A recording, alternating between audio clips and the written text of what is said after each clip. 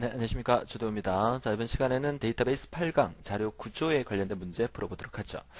자, 이번 시간에 공부할 내용은 자료 구조의 선형 구조와 비선형 구조에 관련된 문제고요.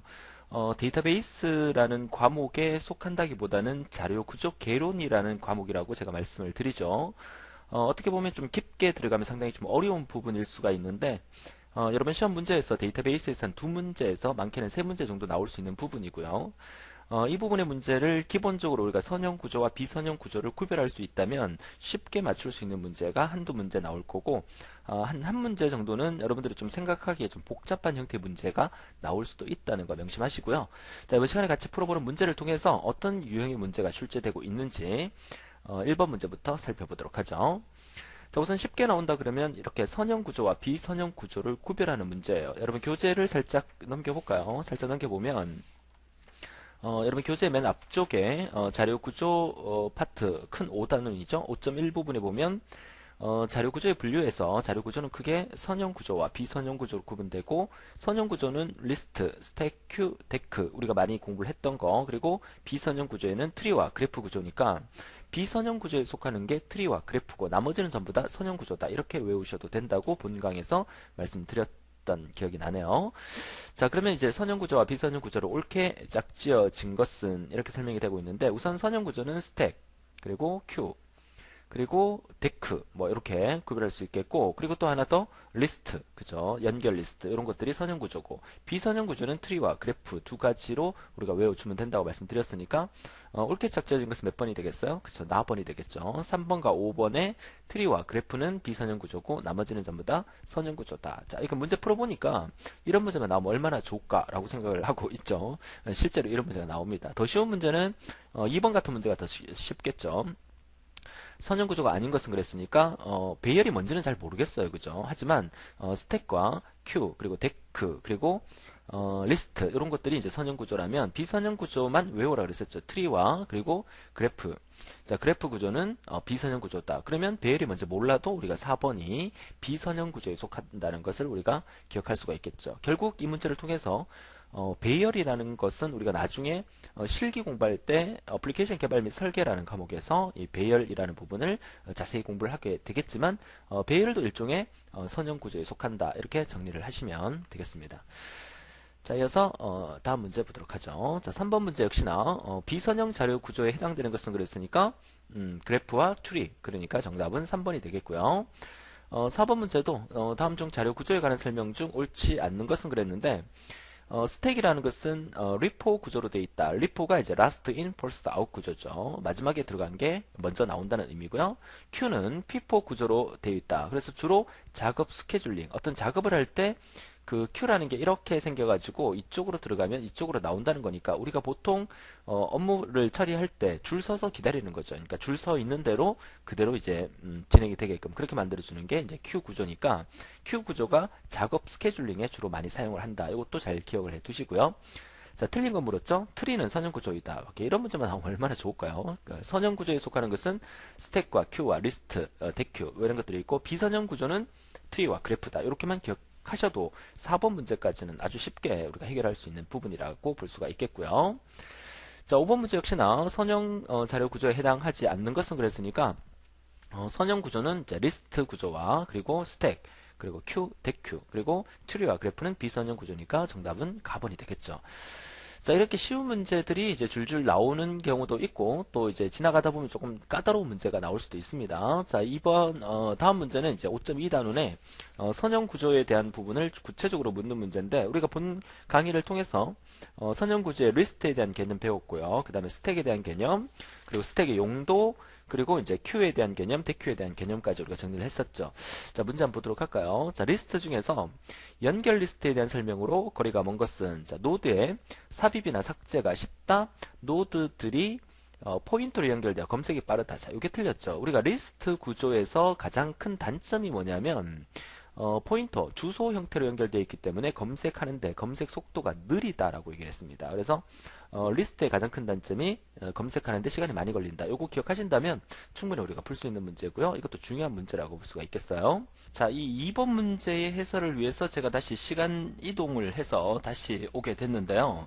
자, 이 희소 행렬이라는 개념을 지난번에 제가 이 문제를 설명드릴 때 링크트 리스트 자체만을 갖고 설명을 드렸기 때문에 문제에 약간 혼란스러운 부분이 있어서 제가 다시 설명을 드리기 위해서 이 부분을 다시 편집해서 말씀을 드리고 있는 부분인데, 링크트 리스트라는 것은 주소를 이용을 해서 찾아가기 때문에 기억 공간이 어쩔 수 없이 늘어나게 돼 있어요. 근데 이 희소 행렬이라는 것은 0이 많이 존재하는 행렬이 바로 희소 행렬인데, 이 희소 행렬을 이용함으로써 링크트 리스트의 단점인 주소가 늘어나는 부분을 절약할 수 있는 특징을 갖고 있죠. 그래서 이 부분의 가장 큰 장점은 기억 장소가 절약된다는 가번이 정답으로 보시면 되겠어요.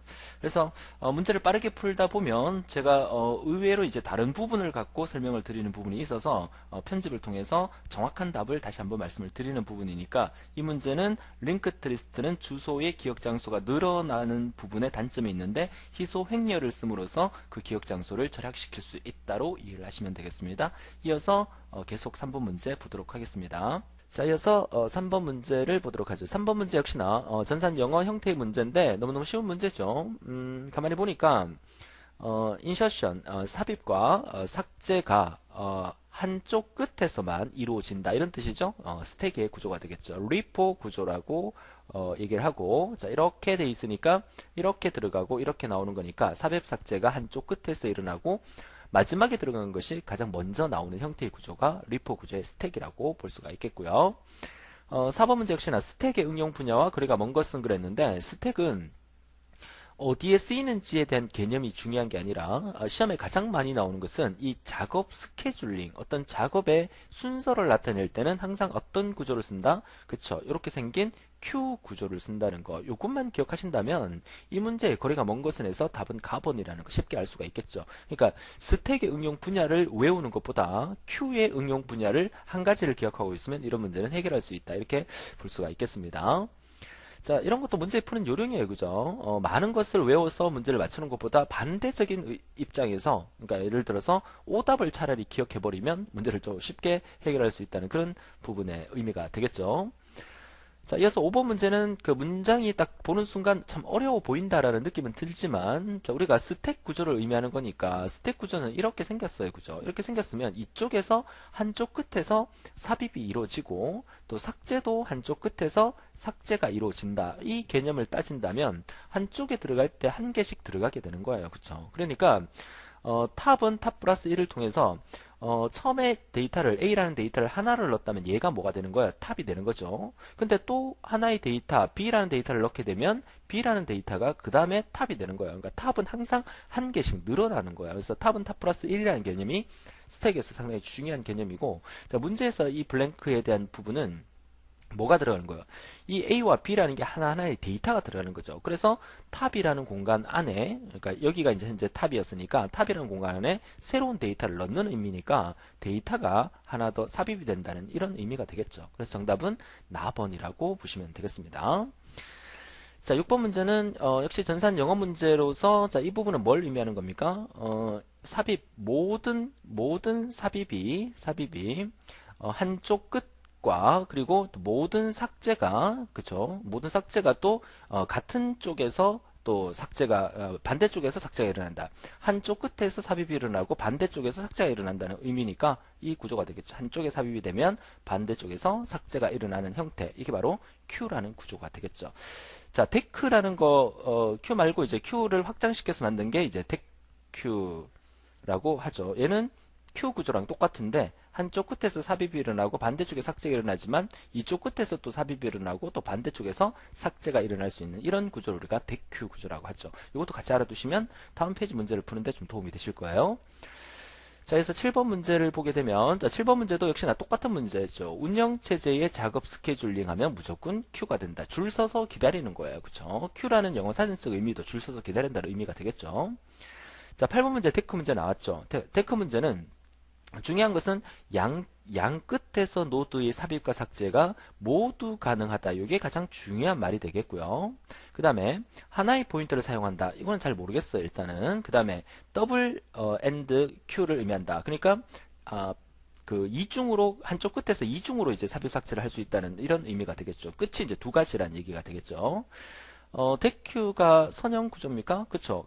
스택 큐, 데큐, 리스트가 전부 다 선형 구조라 그랬었죠. 그러니까 맞는 것은 1번, 3번, 4번이 다 맞네요. 정답은 4번이 되겠고, 하나의 포인터를 사용한다는 것은 한쪽 끝에만 이루어진다는 의미니까 얘는 데큐라는 개념보다는 스택이라는 개념이 맞다는 의미가 되겠죠? 자, 8번 문제였고요. 자, 이어서 9번 문제. 자, 9번 문제는 which of the following describe the queue, 데큐에 대한 설명을 물었다, 그죠? 데큐. 자, 나머지 여러분 읽어보시면 되는데 4번에 보니까 역시나 queue가 좀 더 발전된 형태를 의미하는 거고, 그래서 이제 삽입과 삭제가 양쪽 끝에서 이루어진다는 의미니까 데큐에 대한 의미로 가장 정확한 말이죠. 그러니까 데큐 그림을 다시 그려보면 이쪽 끝에서 삽입, 삭제가 일어나고 이쪽에도 삽입, 삭제가 일어나는 이런 구조를 우리가 데크라고 합니다. 자, 9번 문제였고요. 자, 이어서 10번 문제로 가도록 하죠. 10번이 아니라 이제 5.3 단원으로 넘어가도록 하죠. 자, 여러분 교재 5.3 단원은 이제 비선형 구조의 이제 트리에 관련된 문제인데, 이제 트리에 관련된 문제는 이렇게 트리 구조의 그림을 많이 그려놓고 이제 문제가 출제가 돼요. 자, 여러분들이 이제 트리 문제가 이제 한 문제 정도 나올 수가 있기 때문에 이 교재에 대한 그 예시를 제가 본강을 통해서 자세히 설명을 드렸던 것 같죠. 그리고 본강의 내용을 참고를 해서 이 트리에 관련된 문제가 출제됐을 때 여러분들이 실수하지 않고 맞출 수 있도록 정리를 해주셔야 되겠습니다. 자, 이번 문제는 트리의 디그리와 터미널의 수를 물었어요. 그러니까 트리의 디그리. 자, 디그리를 물은 게 아니고 트리의 디그리와 그 다음에 터미널 노드의 수를 물었어요. 이 두 가지를 물었는데 문제에서도 이렇게 디그리 이렇게 나오면 안 돼요. 정확하게 트리의 디그리다 이런 말까지 트리의란 말까지 앞에 같이 붙어져 있어야 된다고 말씀을 드립니다. 자, 우선 그 트리의 디그리를 나타내는 것은 뭘 의미하는 거다? 이 전체 트리 중에서 자식의 수가 가장 많은 거. 그러니까 결국 B라는 노드가 자식의 수가 하나, 둘, 세 개로 가장 많죠. 이 세 개라는 이 3이라는 의미가 트리의 디그리를 의미하는 거죠. 그래서 정답은 뭐 바로 나번이 나왔네요, 그죠? 나번. 자, 트리의 디그리는 3이라는 의미. 터미널 노드라고 하는 것은 단말 노드를 의미하는 거죠. 단말 노드. 자, 색깔을 제가 조금 다른 색깔로 표현을 해볼게요. 네, 다른 색깔이 지금 안 나오고 있는데, 자, 다시 한번 볼게요.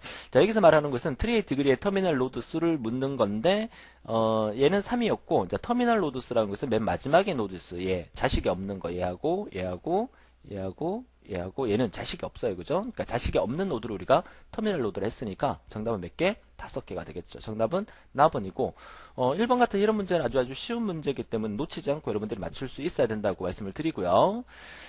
자, 그래서 2번 문제는 역시나 트리의 디그리를 다시 구하라고 얘기를 했어요. 그죠? 트리의 디그리를 우리가 뭐라고 그랬습니까? 자, 여러분 교재에 문제가 그림이 없다고요. 좋아요. 뭐 그림이 뭐 이렇게 인쇄 도중에 그림이 없어도 우리는 또 그림을 만들 수가 있죠. 자, 제가 보여드리는 걸로 대신할게요. 그럼 풀어드릴 시간을 좀 드릴까요? 자, 보세요. 그 아래 그림에서 트리의 디그리를 구하면, 트리의 차수를 구하면, 자, 트리의 차수는 어떻게 구해야 된다 그랬다? 그쵸? 가장 많은 자식을 가진 아이의 자식의 수가 몇 명이냐? 이거 묻는 거죠. D라는 그 노드가 자식이 하나, 둘, 세 명으로 가장 많기 때문에 하나, 둘, 세 개, FGH니까 3이라는 의미가 되겠죠. 그래서 트리의 디그리를 구하라 그러면 전체 그래프, 전체 트리 중에서 가장 자식의 수가 많은 그것을 그 트리의 디그리라고 한다. 요거 기억하시면 쉽게 맞출 수 있는 부분이 되겠죠. 여러분 교재 문제, 그림이 빠졌더라도 해결할 수 있으면 되겠습니다. 자, 그래서 3번 문제는 역시나 아래 트리 구조에 대해서 프리오더 순으로 처리한 것은 이제 프리오더가 프리라는 말이죠. 프리말. 그래서 프리오더, 인오더, 포스트오더 세 가지가 있는데 프리오더는 루트가 앞에 있어요. 그죠? 루트가 앞에 있고 그 다음에 레프트, 라이트 이렇게 순으로 이어진다는 거 본강을 통해서 배웠었죠. 자, 그러면 루트가 맨 앞에 있으니까 맨 앞에 루트 얘가 루트가 되겠고 그 다음에 레프트는 이 전체가 이 A의 레프트가 되겠죠. 그러면 레프트로 넘어와서 보니까 얘를 기준으로 얘가 루트가 된다면 또 얘가 레프트가 되겠죠. 그러니까 루트, 레프트, 라이트 순으로 가는 거니까 맨 처음에 당연히 A가 와야 되겠죠. A. 맨 처음에 A가 와야 된다. 루트. 그 다음에 레프트로 오니까 B가 루트가 되고 D가 레프트가 되는 거니까 루트의 개념이 뭡니까? B에 대한 개념이죠. 그 다음은 B가 당연히 와야 되겠죠. B가 와야 됩니다. 그 다음에 레프트의 개념은 D가 되는 거니까 그 다음에는 D가 와야 되겠죠. 자, 벌써 여기까지만 알아도 답은 반으로 줄어든다, 그죠? 이렇게 문제를 해결해 나가는 순서로 공부를 하셔야 되고요. 자, 여기가 루트고 여기가 레프트고 이쪽이 라이트니까 이제 라이트 부분을 쳐다봤을 때 이 라이트 중에서 루트가 C가 되겠죠. 그 다음은 C가 와야 된다는 얘기입니다. 자, C가 와야 되니까 여기까지만 해도 답은 가번이라는 걸 알 수가 있어요. 자, 끝까지 해보면 얘가 루트고 그 다음에 레프트가 이쪽이니까 E가 와야 되겠고요. E 자체가 요 세 개 중에서는 얘가 루트가 되는 거니까 그 다음에 레프트 라이트니까 G 다음에 H가 오겠죠. 그다음에 G 다음에 H가 오고 마지막 라이트 부분 F가 마지막에 와주면 돼요. 자, 이렇게 문제를 풀 수 있으면 되니까 오히려 복잡하게 나왔더라도 강의를 들었으면 쉽게 맞출 수 있고 또 역시 강의를 안 들면 손도 못 대는 그런 형태의 문제라고 볼 수가 있겠습니다. 3번 문제였고요. 자, 이어서 4번 문제. 자, 전산 영어 문제인데 이 문장 자체가 상당히 길어서 이 말을 또 해석하기에 조금 힘들어 하시는 분들이 있는 것 같아서 제가 그림을 일부러 넣어서 설명을 드리려고 여러분 그 문제에서는 이 그림이 없죠? 그죠? 여러분 문제에서는 아마 이 그림이 없을 겁니다. 자, 이 그림을 보면서 한번 설명을 드려보도록 할게요. 자, 다음은 무엇에 대한 설명인가 그랬는데 결국 이 문제에서 설명하고 있는 이 말은 루트에서 시작을 해서 그죠? it moved down three toward left until 그러니까 이 뒤에 보게 되면 이제 이 그 루트부터 시작해서 이제 비어 있는 노드를 이제 그 찾기 전까지 그죠? 전까지 왼쪽으로 계속 이 트리 구조를 이렇게 아래로 내려가게 만들어라, 움직여라 이런 뜻이죠. 그러니까 결국은 왼쪽으로 계속 이동을 하라는 얘기입니다. 이렇게 왼쪽으로 계속. 그죠? 왼쪽으로 계속 이동하게 만드는 거니까 결국 왼쪽으로 이동해서 D를 찾았어요. 더 이상 왼쪽은 없으니까 널 상태, 이 밑에는 아무것도 없으니까 널 상태라는 얘기입니다. 그러니까 왼쪽을 선택하고 다시 그 위에 거를 선택하라. 그럼 왼쪽을 선택하고 다시 그 위에 거를 선택하라는 얘기니까 레프트를 갔다가 루트를 가라는 얘기죠. 그래서 그 뒷말이를 잘 이해가 안 되더라도 왼쪽으로 계속 들어갔다가 다시 위로 올라오라는 의미가 레프트 루트라는 개념이에요. 그러면 여러분들이 레프트 루트 다음에 당연히 라이트가 와야 되니까 레프트 루트 라이트는 어떤 오더다? 인 오더를 나타내는 거다. 그래서 인 오더라는 것은 레프트 루트 라이트를 나타내는 거고 프리오더는 루트, 레프트, 라이트를 나타내는 거고 포스트 오더가 레프트, 라이트, 루트를 나타내는 거다. 이 개념을 이해하신다면 충분히 해석이 잘 안 되더라도 앞 문장만 봐서라도 충분히 해석할 수 있다는 거. 자, 이렇게 정리를 하시면 되겠습니다. 교재에도 있는 문장이니까 교재 해석을 보면서 다시 한번 정리를 해주시면 좋겠습니다. 자, 그래서 5번 문제 같은 경우에는 역시나 포스트 오더를 한 결과를 물었어요. 자, 포스트 오더 하면 역시나 레프트, 라이트, 루트라는 말을 반드시 이렇게 적어두고 그리고 트리의 운행을 보셔야 돼요.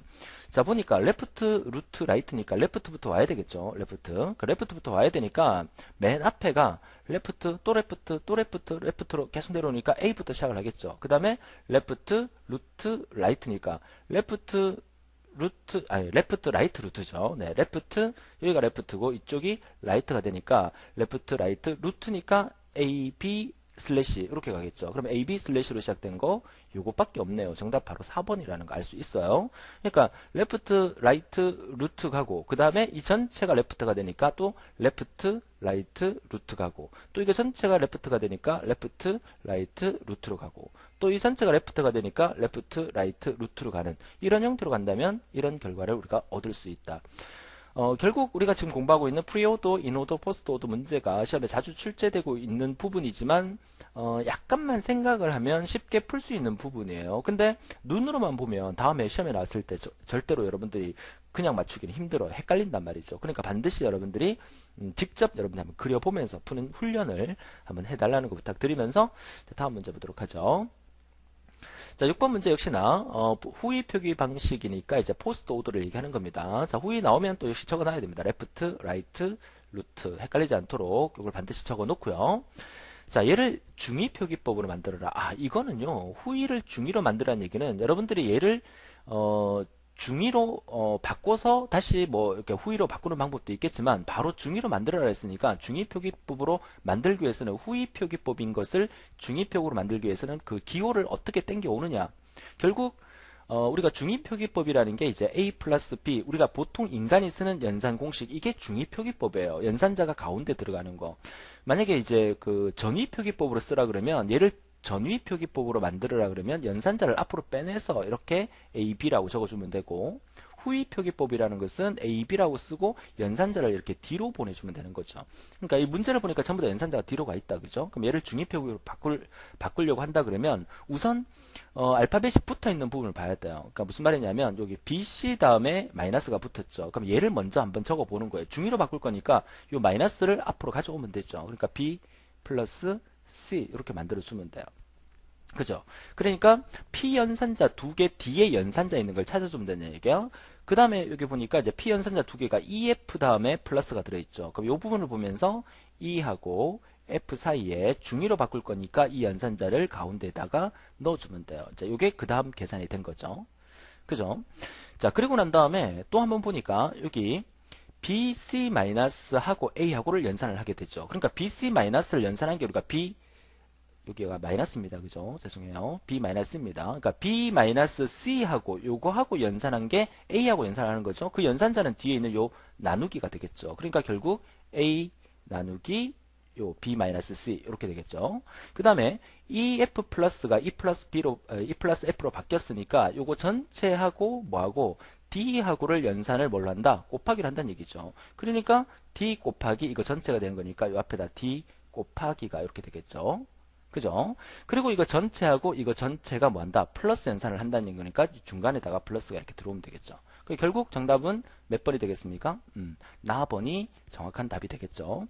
그래서 이제 우리가 본 강의에서도 공부를 했지만 연산자를 가운데 두면 인오더고 연산자를 앞으로 보내면 프리오더고 연산자를 뒤로 보내면 포스트오더라는 거. 이 개념을 알면 연산자를 앞으로 뒤로 이렇게 갖고 와 주시기만 하면 된다는 거. 기본적으로 요 개념을 이해하는 게 가장 중요하다라고 말씀을 드릴 수가 있겠습니다. 자, 7번 문제도 역시 마찬가지인데요. 자, 중위표기법이 아래와 같이, 그러니까 연산자가 이렇게 가운데 들어가 있으면 중위표기법이에요. 얘를 후위표기법으로 보내야 되는 거니까 연산자를 뒤로 던져버리면 되죠. 자, 우선 연산자 우선 순위에 따라서 A 곱하기 B니까 얘를 A, B라고 먼저 쓰고 곱하기를 뒤로 던져버리면 되고, 그 다음에 이제 C 곱하기 D가 우선 순위가 먼저니까 C, D하고 연산자를 뒤로 보내면 돼요. 그리고 난 다음에 얘 전체가 플러스로 연산이 되는 거니까 이 플러스 연산자를 뒤로 던져버리면 이렇게 되는 거죠. 그럼 정답은 AB 곱하기 CD 곱하기 플러스. 정답은 몇 번? 다 번이 되겠죠. AB 곱하기 CD 곱하기 플러스. 이런 식으로 진행되는 거. 연산자를 가운데 두느냐? 인오더. 연산자를 뒤로 보내느냐? 포스트오더. 연산자를 앞으로 가져오느냐? 프리오더. 요 개념을 이해하시면 되겠다라고 말씀을 드립니다. 자, 이어서 6번 문제 8번 문제 보도록 하죠. 8번 맞죠? 이어서 7번 문제 풀었고요. 8번 문제. 자, 역시 8번 문제 같은 경우에는 역시 전산 영어 문제인데 이 나뭇잎 노드가 6개다는 의미가 가장 끝에 있는 노드가 6개라는 뜻이에요. 무슨 말이냐면 이 문제는 바이너리 트리니까 이진 트리예요. 이진 트리라는 의미는 자식이 2명인 트리를 우리가 이진 트리라 하죠. 그럼 이 이진 트리는 계속 이렇게 나뭇가지가 이렇게 뻗어 나가죠. 이렇게. 자식이 2개인 거 이렇게.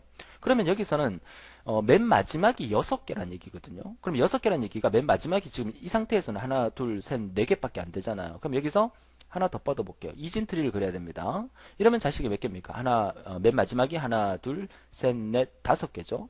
자, 또 하나 더 그려볼까요? 자, 이렇게 그리면 자식이 하나, 둘, 맨 마지막 걸 얘기하는 겁니다. 맨 마지막 게 하나, 둘, 셋, 넷, 5, 6 맞네요. 자, 요 그림을 의미하는 거예요. 결국 이 문제는 맨 마지막에 이 그림. 자, 색깔을 제가 조금 바꿔 보겠습니다. 색깔이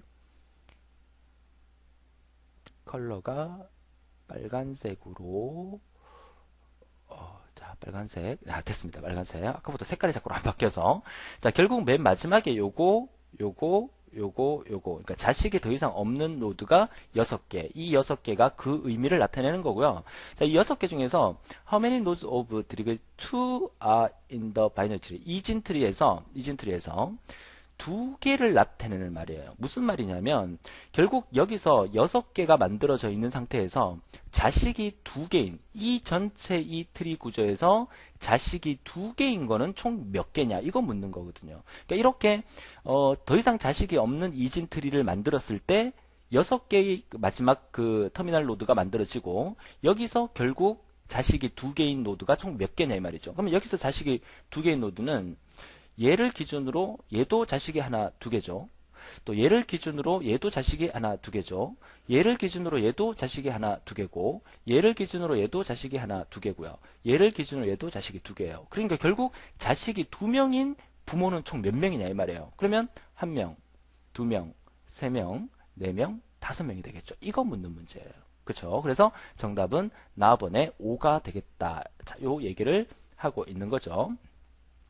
자, 색깔을 다시 옐로우로 바꿔볼게요. 지금 색깔이 잘 안 바뀌는데 그린도 요 마젠다입니까? 자, 요 색깔도 괜찮네요. 그죠? 요 색깔로 계속 진행하겠습니다. 자, 그래서 결국은 이 문제에서 의미하는 것은 아래쪽에 자식이 두 개인 거, 요거 하나, 또 얘도 자식이 두 개니까 두 개, 얘도 자식이 두 개니까 세 개, 얘도 자식이 두 개니까 네 개, 얘도 자식이 두 개니까 다섯 개. 이렇게 해서 정답은 나번이 된다. 이렇게 우리가 볼 수가 있겠습니다.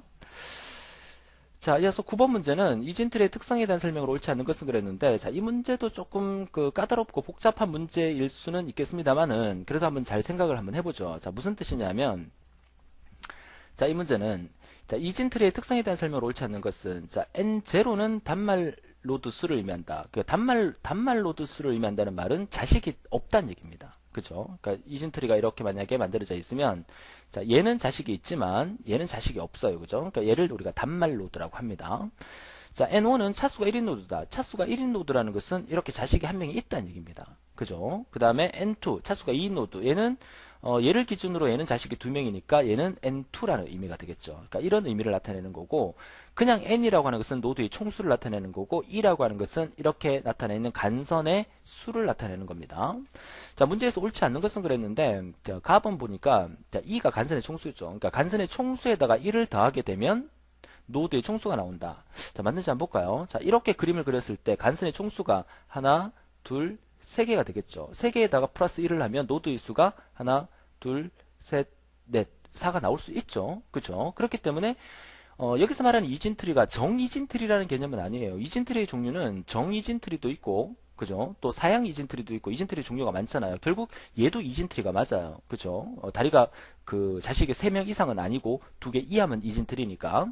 자, 그러니까 결국 이 말도 그죠? 이진트리에서는 맞는 말이라고 볼 수가 있다는 거죠. 자, 그러면 이제 두 번째. 나번 같은 경우에는 자식이 한 명인 노드와 자식이 두 명인 노드를 2배 한 거예요. 그죠? 그러면 자식이 한 명인 노드는 1이 되겠죠. 자식이 두 명인 노드는 2가 되겠죠. 여기다가 곱하기 2를 하라는 의미니까 4가 되니까 총 얘는 얼마가 된다? 5가 된다는 거죠. 자, 이 그림을 한번 그려보죠. 자, 이 그림을 그려보면, 자, 이렇게 그렸어요. 그 다음에, 자, 이렇게 그렸어요. 자, 이 그림이 맞나, 안 맞나 보세요. 자, 자식이 두 명인 노드, 자식이 두 명인 게 얘는 자식이 두 명이죠. 하나, 둘. 또 얘도 자식이 두 명이죠. 하나, 둘. 그 다음에 자식이 한 명인 노드가 있대요. 그러면 얘도 이렇게 하나 더 그려야 되겠네. 이렇게. 그죠? 이렇게 그리게 되면 얘는 자식이 한 명인 노드예요. 얘는 자식이 두 명이고 얘도 자식이 두 명이고 얘는 자식이 한 명이에요. 자, 이 이진트리를 말하는 거예요. 이 문제에서는. 그러면 이 이진트리에서 자식이 두 개인 아이에 두 개, 총 노드의 수가 몇 개가 된다? 5개가 된다 이 말이죠. 그러면 이 2라는 개념 자체는 간선의 총수를 나타내는 거죠. 간선의 총수가 몇 개입니까? 여기서 하나, 둘, 셋, 넷, 5개가 된다는 거죠. 결국 이 말도 맞는 말이라고 얘기를 하는 거죠. 됩니까? 그죠? 자, 이렇게 해석을 하면 되고, 그 다음에 3번 같은 경우에도 얘는 자식이 없는 겁니다. 0이죠. 얘는 자식이 한 명 있대요. 얘는 자식이 두 명 있대요. 그죠? 그러면 n이라는 건 뭡니까? 노드의 총수를 나타내는 거죠. 그럼 자식이 없는 아이도 얘는 자식 어차피 얘네들 없으니까 없고, 그 다음에 자식이 한 명인 아이가 있고, 자식이 두 명인 아이가 있단 말이죠. 그러면 자식이 두 명인 아이가 2가 되고, 그림을 그대로 그려보죠. 얘 말대로. 자식이 두 명인 아이가 이렇게 있고, 그 다음에 자식이 한 명인 아이가 이렇게 있어요. 자, 그래서 여기서 하나 더 이렇게 자식이 만들어지고, 자, 이렇게 만들어지게 되면 결국, 자식이 두 개인 노드와 자식이 한 개인 노드, 그리고 자식이 없는 노드를 다 합하게 되면 노드의 총수가 나온다는 것은 이거는 당연한 말이죠. 그렇죠? 이렇게 이해를 하시면 돼요. 자식이 없거나 자식이 한 개 있거나 자식이 두 개다. 우리는 지금 뭘 공부하고 있다? 이진트리에 대해서 공부하고 있죠. 이진트리에서 여기서 플러스 만약에 자식이 3개다. 이거는 있을 수가 없다는 거죠. 자식이 2개 있는 아이나 자식이 1개 있는 아이나 자식이 없는 아이를 다 합하게 되면 전체의 노드 수가 나온다. 이거는 이진트리의 정의라고 볼 수가 있겠습니다. 자, 틀린 것은 4번이 되겠죠. 자, 4번이라는 것은 자식이 없는 노드는 자식이 2개의 노드에다가 2를 더하면 자식이 없는 노드다. 이거는 말이 안 되죠. 그렇죠? 자, 이렇게 정리를 하시면 되겠는데 9번 문제가 조금 까다롭게 출제되긴 했지만 전반적인 이진트리에 대한 개념을 이해하고 있느냐 없느냐를 파악하는 그런 문제였다고 볼 수가 있겠습니다. 자, 이어서 10번 문제 보도록 하죠. 자, 10번 문제는 비순환적, 이거는 우리가 키워드로 외웠었죠. 비순환적인 이진트리의 운행 알고리즘에서 스택을 사용하지 않고 낭비되는 널 연결 필드를 활용하여 운영하도록 고안된 이진트리. 이게 스레드 이진트리잖아요. 그렇죠? 이거는 우리가 여러분 교재에서 보시게 되면 교재 우리 마지막 페이지에 그죠? 마지막 페이지 메뉴에 보면 스레드 이진트리의 정의가 결국 그 스레드 이진트리는 계속 올라간다? 계속 올라가서 부모 노드를 찾아주는 그런 이진트리라고 제가 설명을 드렸고요. 그래서 결국은 비순환적인 이진트리의 운행 알고리즘에서 스택을 사용하지 않는다는 말을 키워드 문장으로 생각을 해서 기억을 해주시면 되겠어요. 이건 바로 스레드 이진트리다라고 보시면 되겠고요.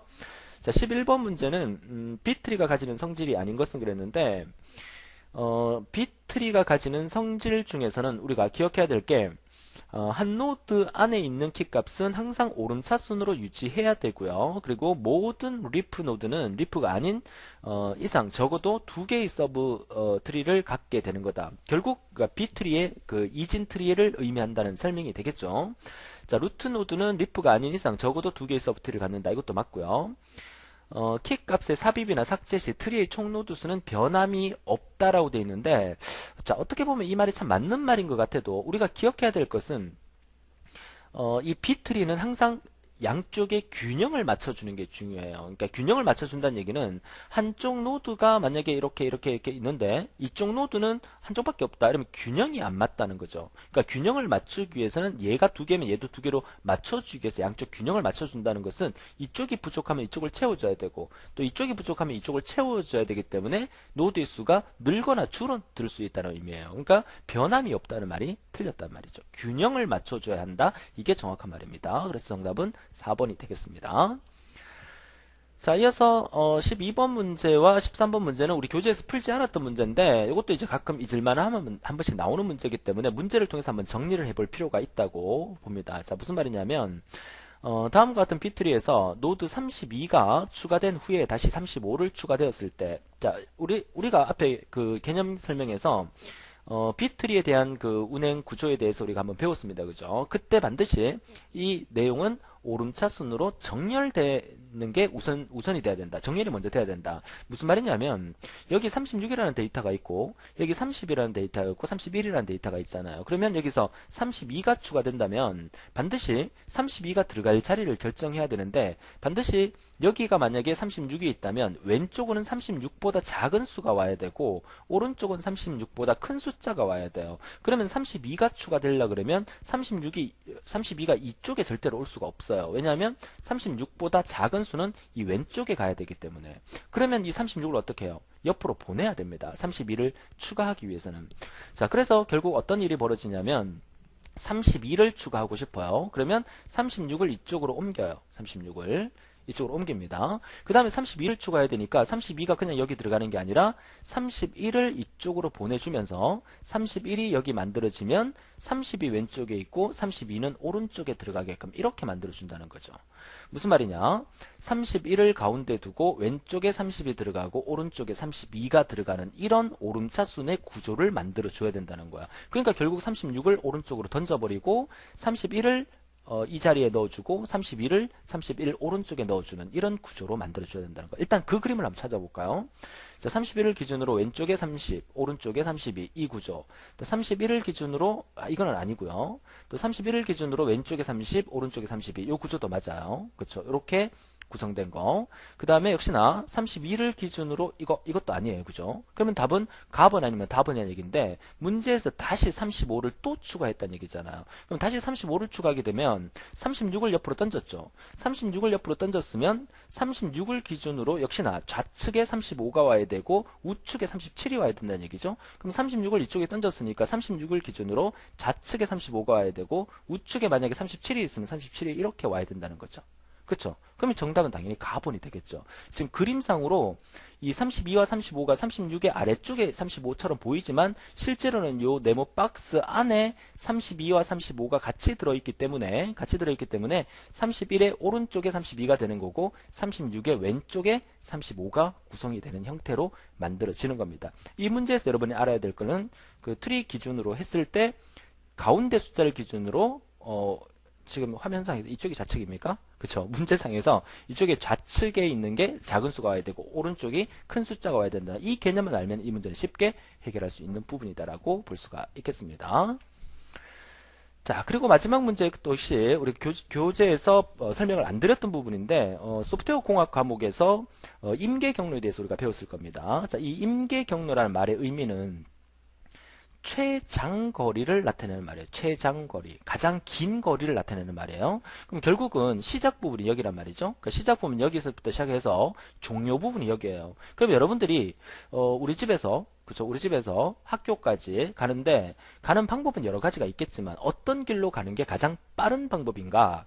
그러면 가장 빠른 방법을 먼저 찾아보면 일로 가는데 예를 들어서 7분이 걸린대요. 그죠? 1로 가면은 13분이 걸린대요. 자, 이렇게 오면 8분이 걸린대요. 그러니까 A1, A2, A3에는 경로 이름, 도로 이름을 나타내는 거고, 그죠? 가는데 거리가 옆에 적혀 있단 말이에요. 그러면 여러분들이 가장 빠른 거리로 가려고 그러면, 그쵸? 7분 거리로 갔다가, 4분 거리로 갔다가, 그 다음에 10분 거리로 갔다가, 3분 거리로 가면 제일 짧은 거리가 될 수 있겠습니까? 숫자는 여러분이 더해보시면 되겠죠. 근데 이 임계 경로라는 것은 최장 거리를 나타내는 거죠. 가장 긴 시간. 그러니까 가장 긴 시간으로 가려면 제가 미리 한번 계산해 봤는데 여기서부터 어디 쪽으로 합니까? 13쪽으로 갔다가 그 다음에 그러니까 이쪽으로 간다는 얘기죠. 그 다음에 이쪽으로 9쪽으로 갔다가 그 다음에 이쪽으로 갑니다. 14쪽으로 가면 총 13 더하기 9 하면 22가 되겠고 22에서 14를 더하면 36이 되겠죠. 36. 최장 거리는 36이 나와요. 다른 쪽도 하나 예를 들면 이쪽이 13이고요. 그 다음에 이쪽이 9고요. 또 이렇게 갈 수도 있겠죠. 그죠? 이렇게. 자, 이렇게 갔다가 이렇게 가면 얼마가 나오냐면 35가 나오죠. 35가. 그쵸? 그러면 최장 거리는 당연히 이렇게 가는 게 가장 최장 거리예요. 그러면 임계 경로상의 작업을 물었죠. 그럼 임계 경로상의 작업은 답은 A1 그리고 A5 그리고 A8 세 개가 되겠죠. 그러면 A1, A5, A8 그리고 또 하나 A1이 되겠죠. 그래서 이 문제의 정답은 나번과 라번 둘 다 정답이 된다는 얘기입니다. 문제 여러분 교재에서는 아마 정답이 나번으로 되어 있을 텐데 이거 문제 잘못된 겁니다. 나번과 라번이 둘 다 임계 경로 속에 속한다.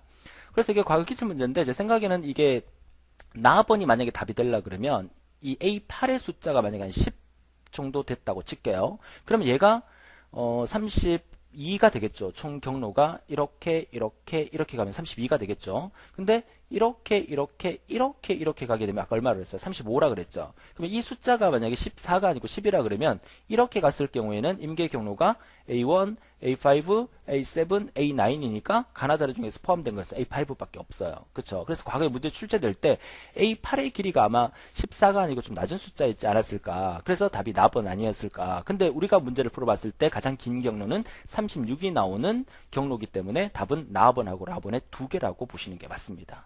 자, 이해할 수 있겠죠?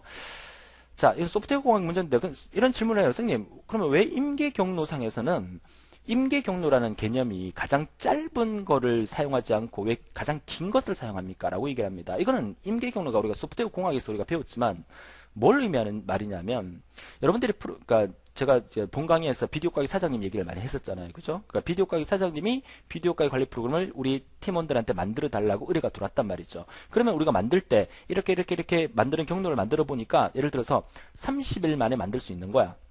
그렇죠. 그럼 비디오 가게 사장한테 30일 만에 만들어 드리겠습니다. 라고 했을 때 비디오 가게 사장이 30일이 지나면 이 사람들은 독촉하게 돼요. 그렇죠. 근데 우리는 여러 가지 경우의 수를 만들어 두는 거죠. 이렇게 만들었을 때는 30일 만에 만들 수 있지만 이런 경우가 생기고 이런 경우가 생기고 이런 경우가 생기면 36일이 걸릴 수도 있다. 그러니까 최장 길이를 고객에게 알려주게 되면 우리는 아무리 일을 잘못하더라도 그 거리 이상은, 그 시간 이상은 넘어가지 않을 거 아니에요. 그러니까 고객한테 최상의 서비스를 해주기 위해서 임계 경로라는 것은 가장 긴 시간을 정해놓고 그걸 고객에게 알려주는 게 맞다는 의미가 되겠죠.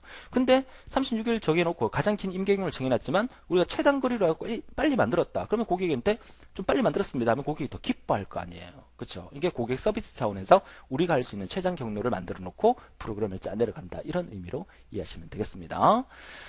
자, 좋습니다. 이렇게 해서 이번 시간에 자료 구조 개론에 관련된 문제를 풀어봤고요. 이번 시간에는 이제 선형 구조와 비선형 구조에 관련된 내용을 풀어봤고, 이제 다음 시간에는 이제 자료 구조 마지막, 그리고 데이터베이스의 마지막인 정렬과 검색 관련 문제를 다음 시간에 풀어보도록 하겠습니다. 자, 오늘도 너무 고생 많으셨고요. 다음 시간에 더 알게 참으도록 하겠습니다. 수고하셨습니다.